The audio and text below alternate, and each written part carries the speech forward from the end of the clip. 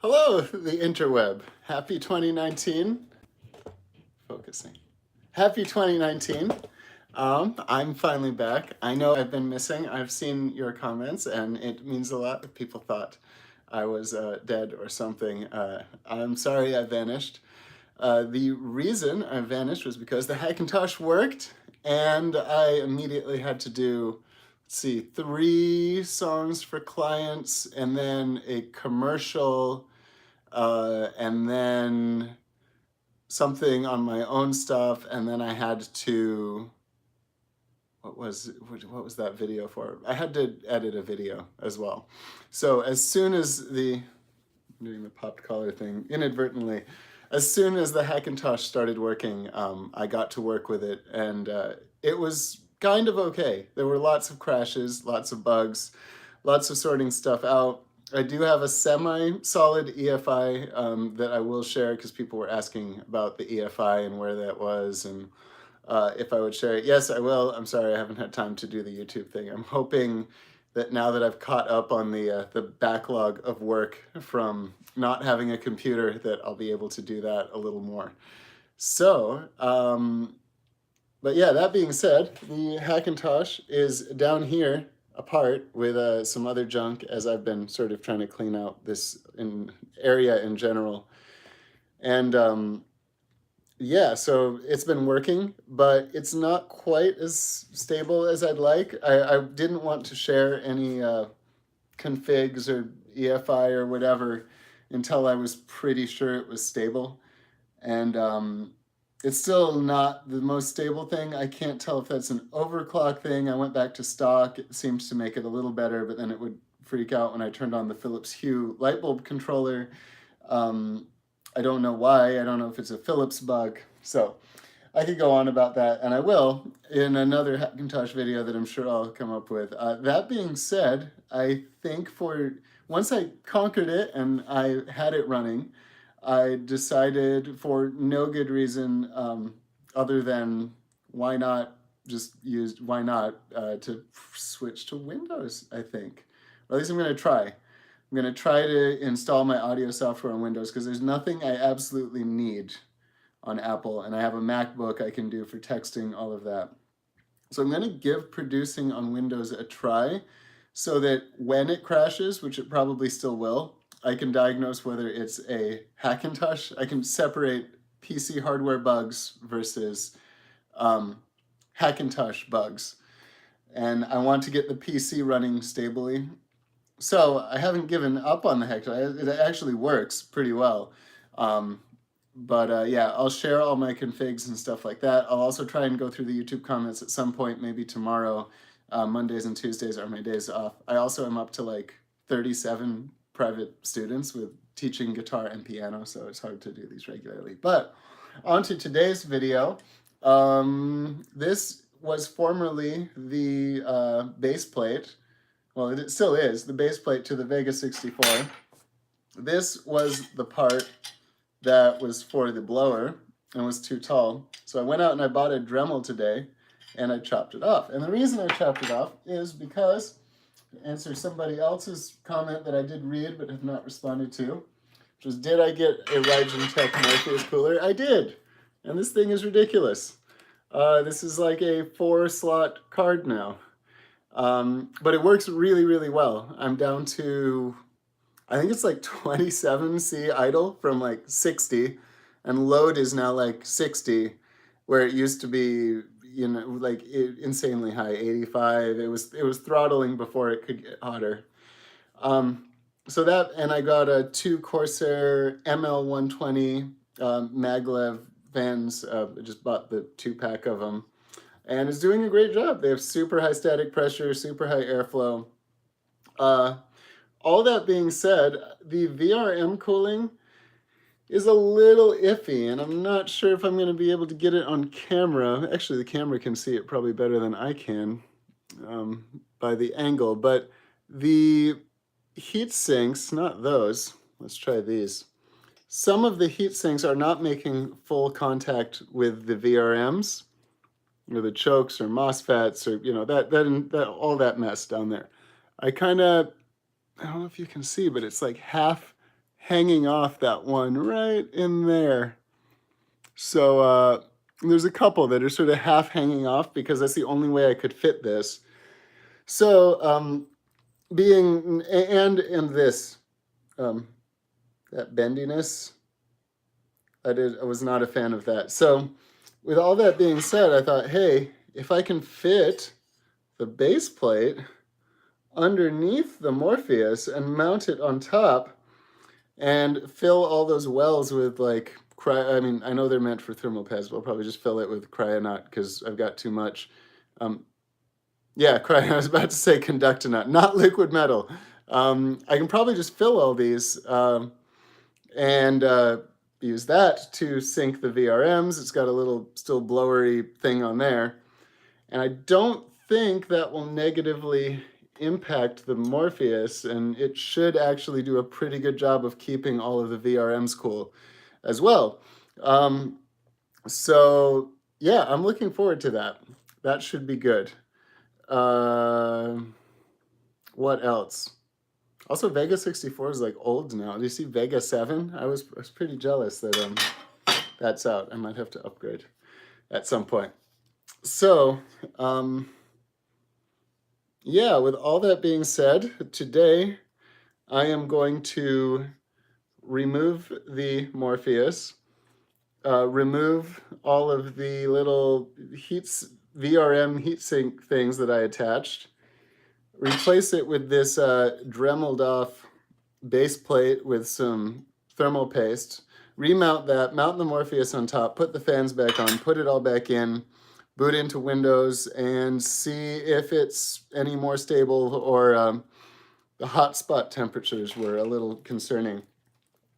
Although, which I think is some measure, I think that might just be like a calculation based on current and power and not actually a thermal sensor.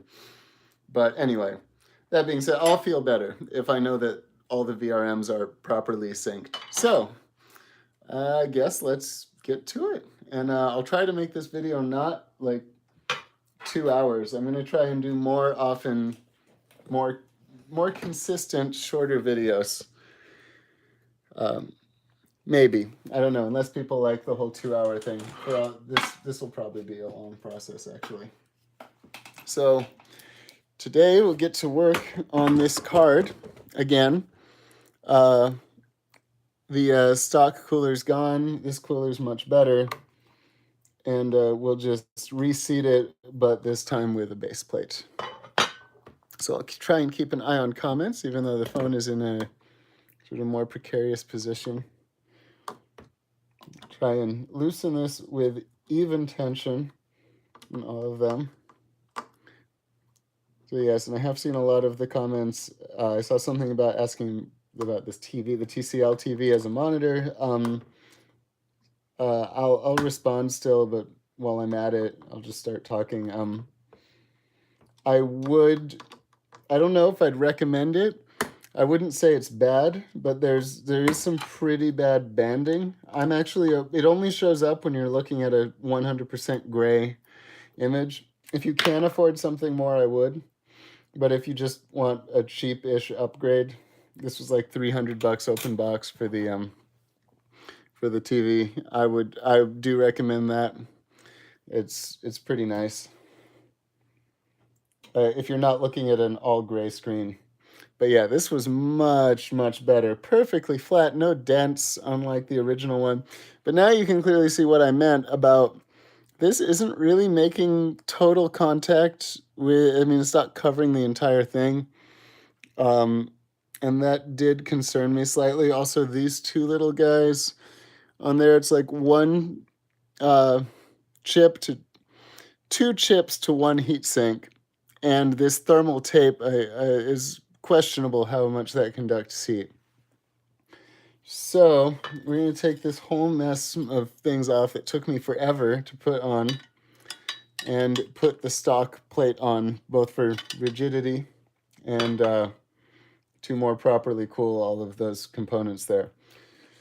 So I'll get started by cleaning off all this thermal paste, and then I'll start taking these off. I'm running out of rubbing alcohol with all this heatsink mounting and unmounting, etc.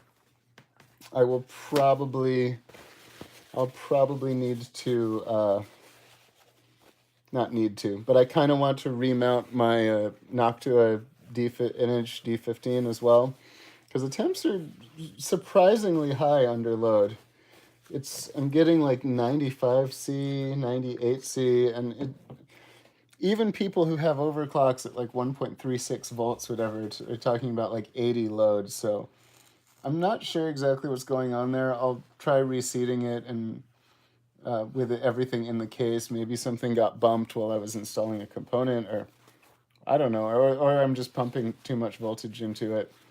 I'll have to really dig into the settings and try and find that out.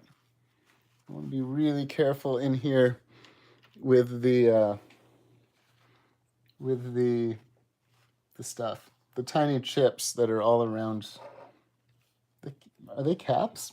Capacitors? Some of them are capacitors. I don't know if they're all capacitors. I'm not as hardcore as Buildzoid or some of those people, Gamers Nexus. I'm not as familiar with the components on the die.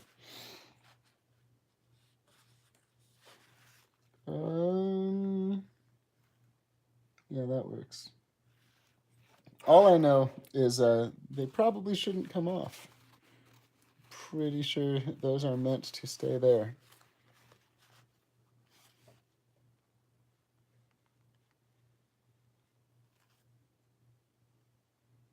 I'm not really aiming for perfection either. I mostly just want to get the bulk off the die, but if I can clean up some of the super excess as well, that would be nice, because I'm sure I'll be putting a large amount on as well. I'm not, this card makes me uncertain about, HBM height. Is it too low? Do I need to add more to compensate? This is a molded die, so I have a feeling it's probably fine. But it does seem like it'll just, I'd rather be safe and put too much on since, as has been shown in multiple tests, you cannot put too much thermal paste on as long as it's not conductive. The cooler will just squeeze the rest out. Might be a waste, but it doesn't negatively impact temperatures. At least not as much as too little or uneven surfaces. Those are the kinds of things to watch out for. All right. It's getting there. So this is why you don't necessarily want to put too much thermal paste on, because it's a mess to clean up if you have to. But, you don't really have to do this too often, in theory.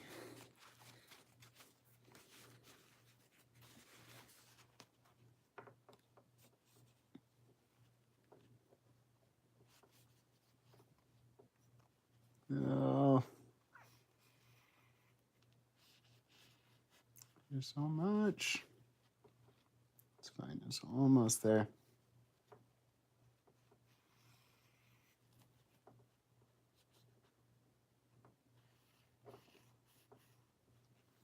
Cool. I'll clean off the top again. So I just kind of, first pass, just trying to get all of the bulk of it off.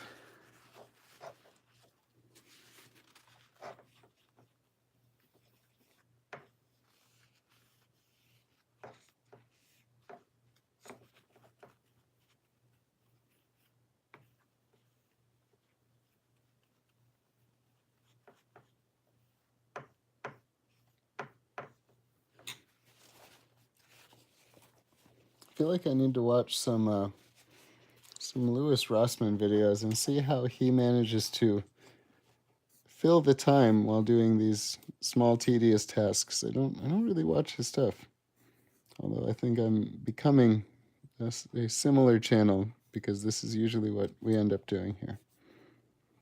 These kinds of very slow, tedious, small things. All right, there's just a couple more lumps I would like to get out. There's this corner in which I pushed a large amount. And then there's one other corner up on the other top side.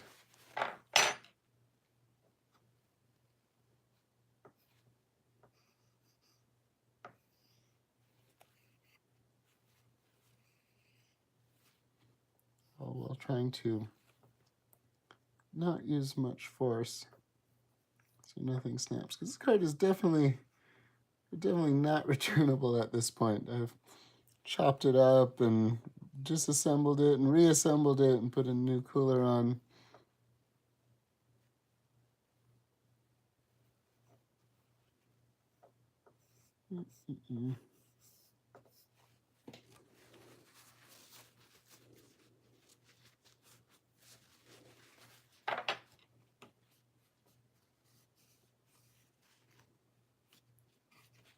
So yes, I will share my my Hackintosh EFI with the caveat that it's not quite stable.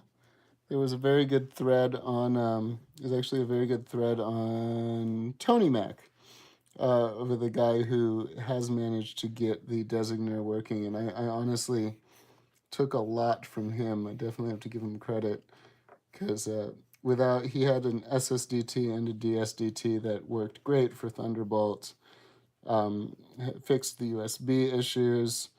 So problems I still have. Occasionally randomly locks up for no reason.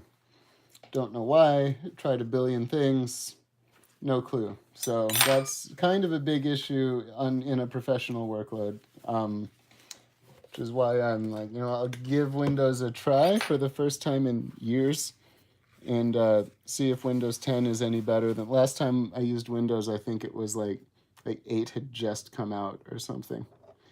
And it was pretty bad. It was like the Vista of new Windows. And then before 8, I only used that for a couple months. Before 8, it was like, was 7 even out? I think it was like 2000. Let's see. I went to Berklee College of Music in 2010. And that's when they gave me a MacBook, and that's when I switched to Mac. So I guess Windows 7 had been out for some time, and I was using Windows 7. And then I switched to Apple, and I haven't gone back until, I'd even done another Hackintosh with a 3770K and a GTX 760. I stayed in the Apple ecosystem, so this will be very interesting if it's still unstable. So I got on a tangent. The point is I'll share my EFI with the caveat that it is not stable, and I don't know if it's my hardware or if it's the EFI. All right, let's remove these things. So I'm going to try and heat up the tape that's keeping them on. And hopefully by heating the tape/glue, it'll come off relatively easily. And we can replace them. The magical blow dryer appears out of nowhere. Let's go to hot and low, maybe. And I guess I'll start with this thing and try getting to work there.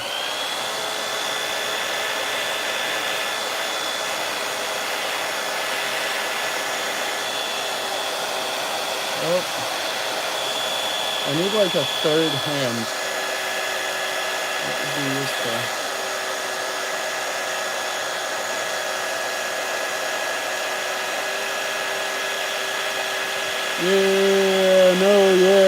Okay.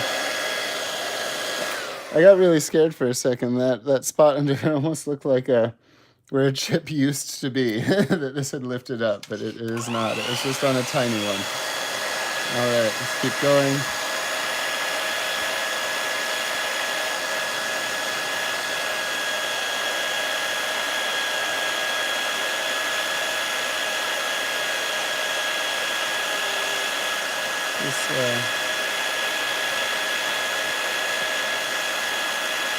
Maybe I'll just heat it up and then go take it off. That might be a better idea. That's probably a better idea. And try and remove them while they're still quite... Oh, wow, that is... Ouch, that is really hot. It's making the glue tape material very gummy, which is a good thing.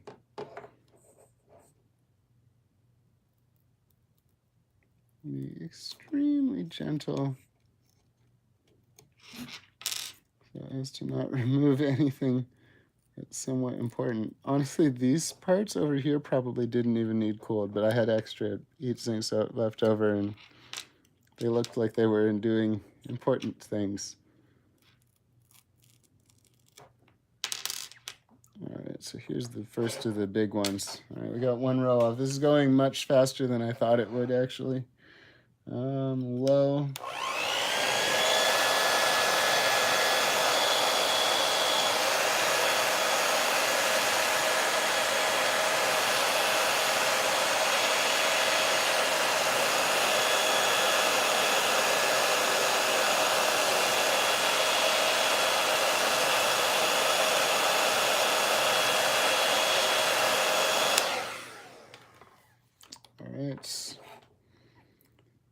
Keep at it. These ones might be a little... These are less sensitive. Ouch.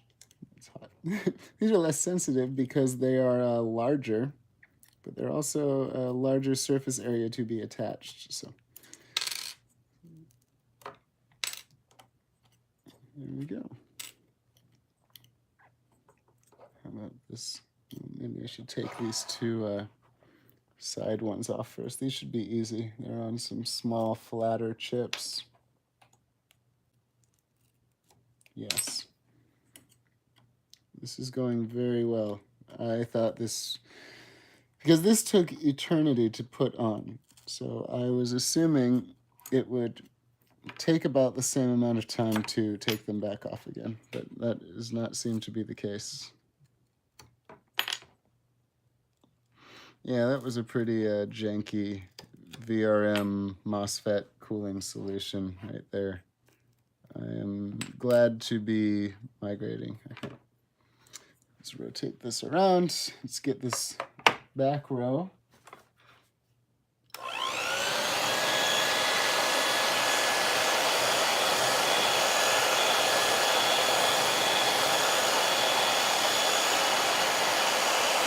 It works surprisingly well, actually.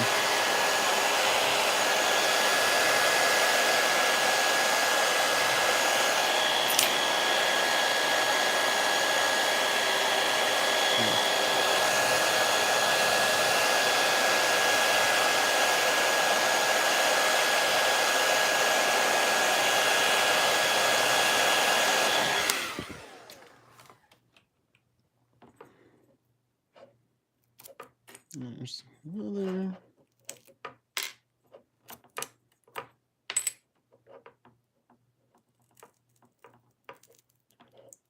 Also, I feel very fortunate that this tape is coming off in a way that keeps it stuck to the heat sinks and not the VRMs.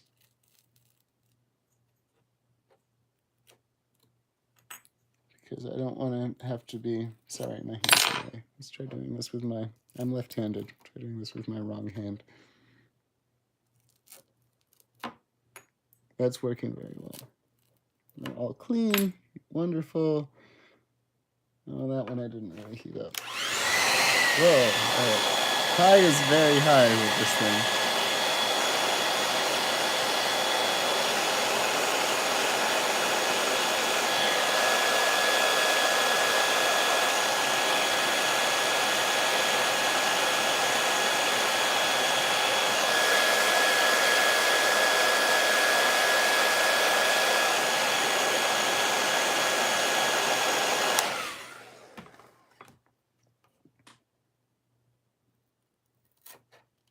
Yeah, awesome.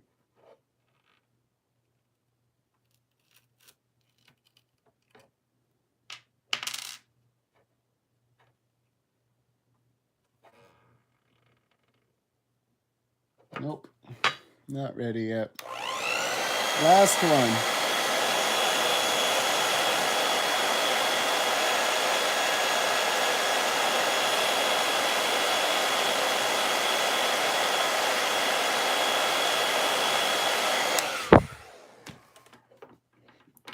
We're only, what, 25 minutes in, and I did a lot of talking at the beginning. That's not too bad. I think this might actually be reasonable, of reasonable length. Okay, let's do a new paper towel with some rubbing alcohol, and just clean these off. There's nothing on them, but you know, just to really disinfect and not disinfect. There's no bacteria growing on them, but I get the best thermal transfer. I make sure there's no residue from that tape left over that I just can't see.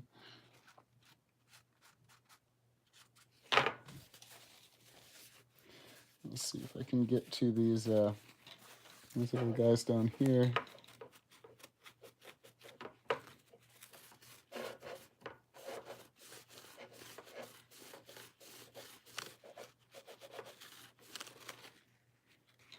There was some kind of residue on there. Could even be left over from the thermal pads that were initially on these things. So why am I using paste and not thermal pads to remount the base plate?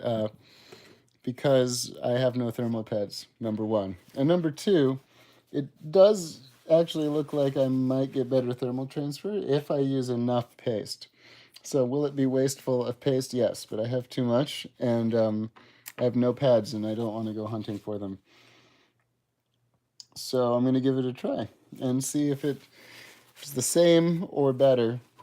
If it's the same, I'll be happy. If it's better, that would be cool. If it's worse, I can't imagine it actually being worse as much as just wasteful. Unless I don't use enough paste and I can't fill the gaps. But the gaps aren't too huge between the base plate. Oh, there goes some things. The gaps aren't too huge between the base plate and the board. So that looks like it. There's still some paste on those things. I'll try. I'm not gonna obsess over them. I say as I obsess over them, but we're gonna try with some Q-tips and see if I can get some of that out.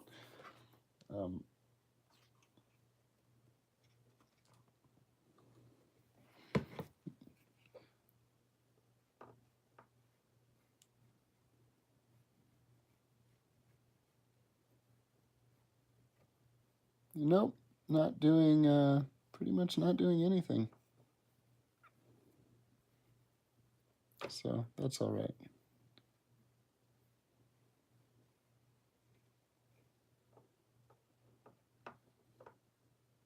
This is getting in there, though. It's getting some of the stuff I couldn't get before. So it's not removing the paste between the caps or resistors or whatever blend of tech is here, but it is removing some more of the stuff that was around them. The more I could get out, the better, because I'll be re-adding a lot. That's a pretty decent amount of paste, actually.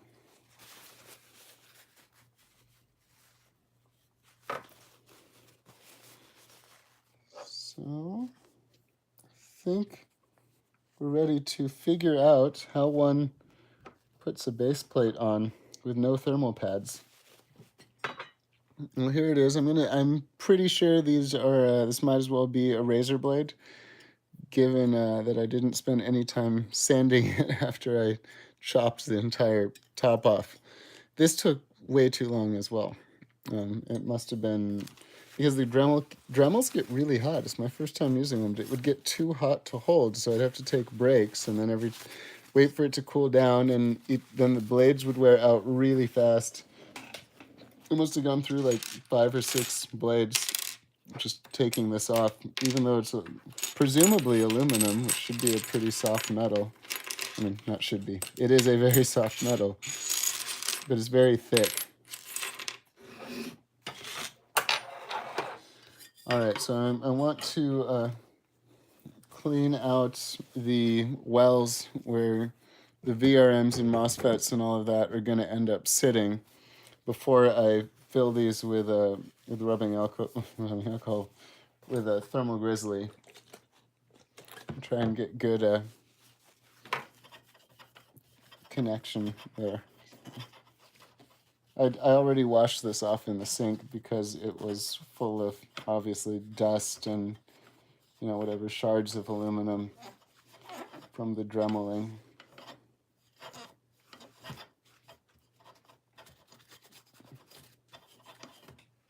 Okay. Everywhere that I think is going to have contact, which I think is just the wells and the bumps. Maybe that area over there. This should do a much more thorough job of sinking the heat from all those components. There's a lot of fur in there from the paper towel. That seems to not be doing anything. I might need to go grab my can of compressed air. It's just far away right now. All right. That looks pretty good. I believe we're ready. This is like joke brush. I think it's meant for camera lenses or something. I don't know. I never used it before. No.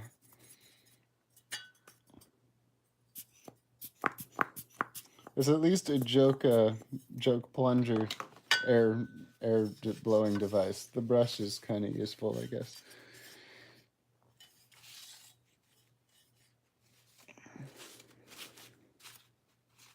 Okay. So we have a base plate. We have a card. Let's migrate this into a useful camera position. So how exactly does this work? So it looks like these two guys are exposed and are expected to be cooled by air. All of these guys are cooled by air, which is how I had it before. Everything under here is going to be making contact. So that means these wells here for these, and then these raised areas for the small chips on top of them, this raised area for all of those. So pretty much everything to do with voltage. These are the chokes. So the chokes are fine on air. VRMs and these are your power stages. I actually do not know what those are. I should, but they need cooled apparently. I'm sure they have to do with power delivery. They're in that section. I see some residue on the top of the chokes. I'm gonna get that off really fast. I don't know where it came from, but there's residue on the chokes, at least on these. Yeah.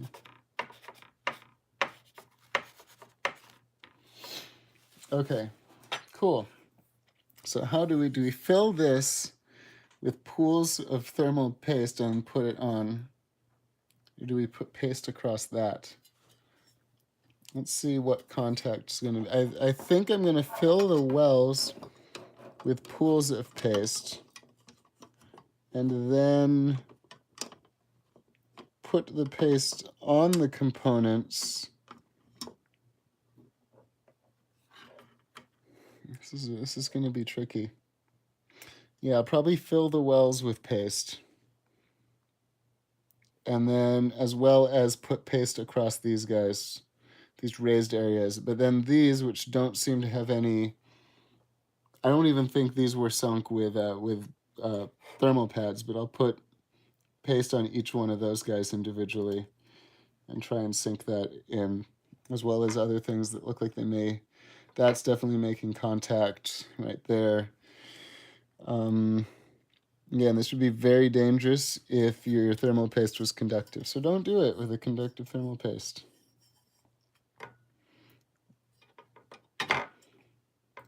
What is that thing? That looks like a power regulator. I wonder if anyone's tried to shunt mod Vega by doing some liquid metal over that.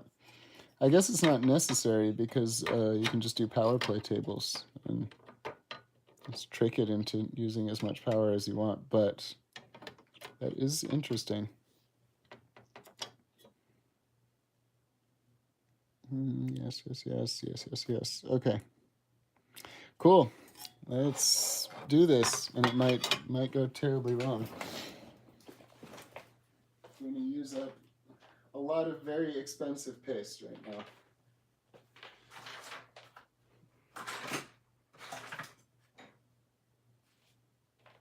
I also have just dug up some Noctua NH1 too. I suppose if I wanted to save Thermal Grizzly, I could just use the Noctua paste. I think it's not that bad. As I dig through my things, I had everything ready this time. I had the paper towels, I had the rubbing alcohol, forgot the thermal paste. It's like the whole point. Here it is. Great. So we've got a liquid metal, which we definitely don't want. And then here's the cryonaut. I didn't know I had any cryonaut left in this small bag. I thought I only had a... Nope, I don't. This is Arctic Silver. It lied. Where's my large bag of cryonaut?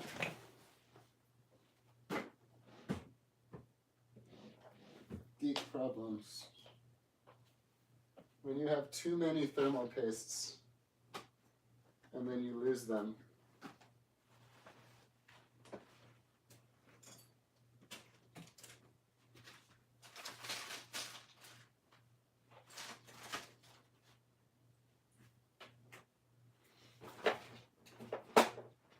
All right, well, I have an idea. I think in order to try and keep up with my New Year's resolution of shorter videos, this is what I'll do. I will stop this video here, and I'll make another video separate of actually mounting the cooler and stuff. That's a good idea. Then I can take time to find the stuff and all of that and give my voice a break because I talk nonstop while doing this. So yeah, I'm gonna go find some thermal paste. I'll be back with a video on actually attempting to get, I hope I didn't just spit on it, trying to get this on that, shouldn't be too hard, and then get the ridiculously large Morpheus cooler on the base plate, on the card. I'll probably put the back plate on too, and we'll see how it goes. So thanks for watching. I am alive. I'll try and get to all your comments as soon as I can. I've just been swamped with stuff because not having a computer backed everything up massively. So we're getting there. We're getting there slowly. I'll talk to all you guys later. Bye. Maybe bye. How do you stop a live stream in 2019?